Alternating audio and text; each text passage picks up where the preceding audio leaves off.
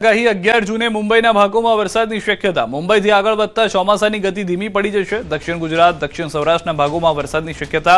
ગાજવીજ સાથે વરસાદની શક્યતા। 16 થી 17 જૂન રાજ્યના કેટલાક ભાગોમાં પડશે વરસાદ। 16 જૂન બાદ સારા વરસાદની શક્યતા। ચોમાસું ધીરે ધીરે પકડશે રફતાર। 29 જૂનથી 7 જુલાઈ સુધી ચોમાસું સર્ક્યુલેટ થઈ જશે।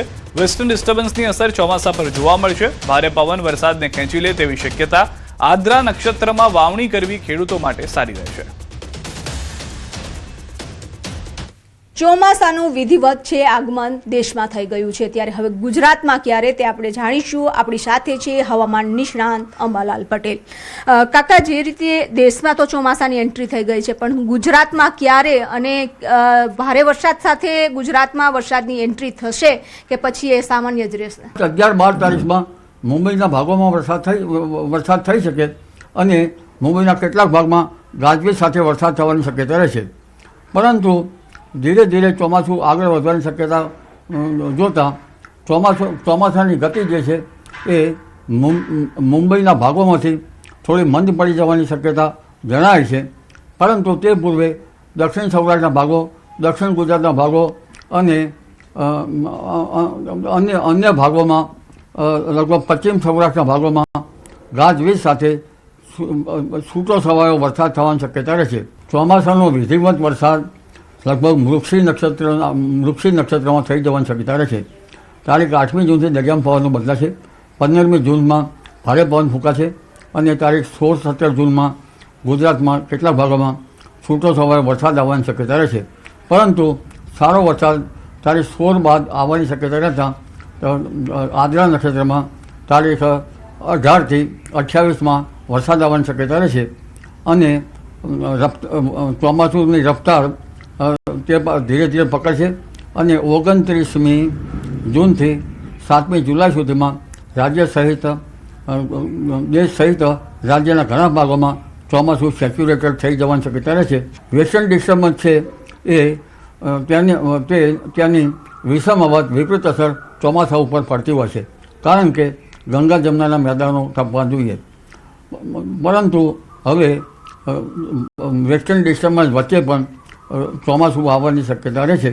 18મી તારીખમાં વરસાદ તો આવશે, પરંતુ આદ્રા નક્ષત્રમાં વાવણી કરવી સારી રહેશે, કારણ કે આદ્રા નક્ષત્ર 22 જૂને બેસ્ટ છે। તે પૂર્વે મૃગશી નક્ષત્રમાં વાવણી કરવામાં આવે તો રોગ જીવાતનો ઉપદ્રવ વધતો હોય છે અને જીવાતો લગભગ એક થડ માત્ર રાખીને પાંદડાઓ ખાઈ જતા હોય છે, અને ખાસ કરીને આદ્રા નક્ષત્રમાં ખેડૂતોએ વાવણી કરવી જોઈએ। કેમેરામેન અમિત શર્મા સાથે વિભુ પટેલ, ન્યૂઝ 18 ગુજરાતી, ગાંધીનગર। બનાસકાંઠામાં ડ્રગ્સ વિરુદ્ધ એસઓજીની કાર્યવાહી દરમિયાન ચોંકાવનારી હકીકત સામે આવી છે। ડીસા નજીક કંસારી ટોલ નાકા પાસેથી પોલીસે હ્યુન્ડાઈ કારમાં સવાર 2 શખ્સોની અટકાયત કરી 16 ગ્રામ મેફેડ્રોન સહિત ₹5.78 લાખનો મુદ્દામાલ કબજે કર્યો। ઝડપાયેલા આરોપીઓમાં જોગેશ ઠાકોર નામનો યુવક LLB એમફિલનો અભ્યાસ કરેલો છે અને યુનિવર્સિટી ગોલ્ડ મેડલિસ્ટ તેમજ PhDના અંતિમ સેમેસ્ટરમાં અભ્યાસ કરતો હોવાનું સામે આવ્યું છે। વિવિધ કોલેજોમાં પ્રોફેસર તરીકે સેવા આપી ચૂકેલા યુવક ડ્રગ્સના કારોબારમાં સંડોવાયેલા હોવાનું બહાર આવતા સમગ્ર પંથકમાં ચર્ચા જાગી છે। પોલીસે બંને આરોપીઓ સામે NDPS એક્ટ હેઠળ ગુનો નોંધી વધુ તપાસ શરૂ કરી છે। જોગેશ કુમાર મહેશ કુમાર ઠાકોર તથા તેના સાથેના ઈસમ સાહિલ પ્રવીણભાઈ વાઘેલા નામના કબજામાંથી ગેરકાયદેસર વગર પાસ પરમિટ વગરના માદક પદાર્થ મેફેડ્રોન 16 ગ્રામની કિંમત, જેની કિંમત છે 48,000 અને અન્ય મુદ્દામાલ એમ કરીને ટોટલ રોકડ રકમ કુલ 5,78,640નો મુદ્દામાલ NDPS એક્ટ હેઠળ ડીસા રોડ પોલીસમાં નોંધવામાં આવ્યો છે। આપને જણાવું કે આમાં જે મુખ્ય આરોપીમાં જે છે જોગેશ કુમાર મહેશ કુમાર ઠાકોર એ LLB એમફિલ જેવી ઉચ્ચ ડિગ્રીઓ ધરાવે છે અને યુનિવર્સિટીમાં ગોલ્ડ મેડલિસ્ટ પોતે છે। તેવા ઈસમને પણ હાલે પોલીસે અટકાયત કરી છે। સુરેન્દ્રનગર નજીક દુધરેજ ગામ પાસેથી પસાર થતી નર્મદા કેનાલ સમારકામના નામે 1 માસથી વધુ સમયથી બંધ રાખ્યા બાદ ફરી શરૂ કરવામાં આવી, પરંતુ કેનાલમાં ચારે બાજુ ગંદકી અને કચરાનું સામ્રાજ્ય જોવા મળતા પાણી દૂષિત બન્યું છે। આ જ કેનાલનું પાણી ધોળીધજા ડેમમાં જઈ શહેર સહિત લાખો લોકોને પૂરું પાડવામાં આવે છે, જેથી રોગચાળો ફેલાવાની ભીતિ વ્યક્ત કરવામાં આવી છે। જે રિપેરિંગ કામના નામે બંધ કરી દેવામાં આવી હતી અને અત્યારે હાલ જે આજ નર્મદા કેનાલમાં પાણી છોડવામાં આવી રહ્યું છે તે પાણી ખૂબ જ ગંદુ છે. સાફ સફાઈ કરવાના નામે માત્ર ને માત્ર મીઠું છે. અત્યારે આ જ પાણી ધોળી ધજા ડેમમાં ઠાલવવામાં આવી રહ્યું છે અને સુરેન્દ્રનગર, જોરાવનગર, વઢવાણ, રતનપર આશરે 3 લાખ લોકો આ જ પાણી પી રહ્યા છે. જે કચરો સાફ સફાઈ કરવામાં આવે અને પછી જ પાણી છોડવામાં આવે. એ લોકો એવું કહેતા હતા કે સાફ સફાઈ અને કેનાલનું રિપેરિંગ કામ કરવાનું છે, પણ આમાં કોઈ સાફ સફાઈ કે કેનાલનું રિપેરિંગ કાંઈ થયું એવું લાગતું નથી. કારણ કે ગંદકી એની એ છે, લોકો સામૂના દુર્ગંધમાં વધારો થયો. ગંદકી એવી ને એવી છે, કોઈ સાફ સફાઈ થઈ નથી અને કોઈ પણ રિપેરિંગ પણ કાંઈ થયું નથી.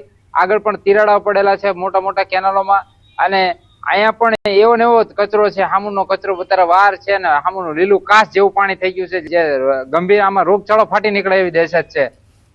સ્થાનિકોમાં રોષ છે કે લાંબા સમય સુધી કેનાલ બંધ હોવા છતાં તંત્ર દ્વારા યોગ્ય સફાઈ કરવામાં આવી નથી અને હાલ પણ પાણીનો રંગ લીલો દેખાઈ રહ્યો છે. નર્મદા વિભાગના અધિકારીઓ સામે બેદરકારીના આક્ષેપો થઈ રહ્યા છે અને સમયસર પગલાં નહીં લેવાય તો લોકોના આરોગ્ય પર ગંભીર અસર પડી શકે છે તેવી ચિંતા વ્યક્ત કરવામાં આવી રહી છે.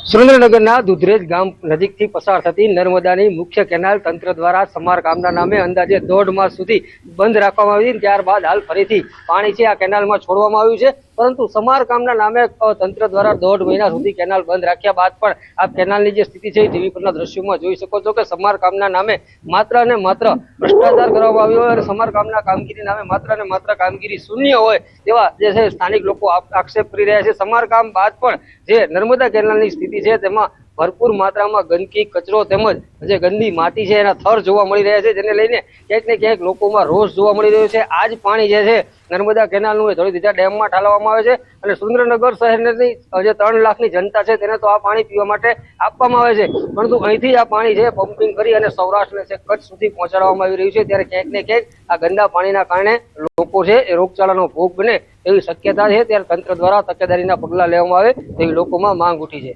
અક્ષય જોશી, ન્યૂઝ 18 ગુજરાતી, સુરેન્દ્રનગર. પાટણ નગરપાલિકા દ્વારા પ્રજા પાસેથી દર વર્ષે હજારો રૂપિયાનો વેરો વસૂલાત છતાં પ્રાથમિક સુવિધાનો નામે મીંડું જોવા મળી રહ્યું છે. પાટણના ટીબી 3 રસ્તા વિસ્તાર અને ડીસા હાઈવેની આશરે 20 જેટલી સોસાયટીના રહીશો ત્રાહિમામ પોકારી ઉઠ્યા. અહીં 10,000થી વધુ રહીશો છેલ્લા કેટલાય વર્ષોથી અતિ જોખમી અને ઊંચા ફ્લોરાઇડ યુક્ત પાણી પીવા મજબૂર થયા છે. આ નિયમ મુજબ પાણીમાં ફ્લોરાઇડની માત્રા વધુમાં વધુ 1.5 હોવી જોઈએ, જેની સામે લેબોરેટરી રિપોર્ટમાં 2.65 જેટલી ભયજનક માત્રા સામે આવી છે.